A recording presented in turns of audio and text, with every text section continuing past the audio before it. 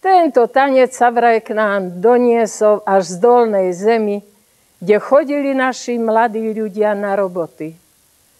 Začali ho tancovať a pomenovali ho kozipoľkou, trcipoľkou. No tieto tance sa tancovali na každej zábave, pri voľbe mládenského richtára, na svadbách, ale najviacej na fašange.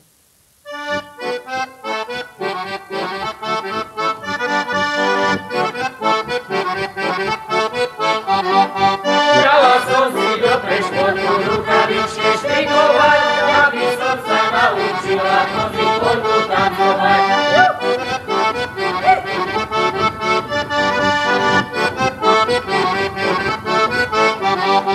Taká polka kozipoľka, tá sa pekne tancuje, kto ju nevie, nerozumie, ak sa do nej neberie.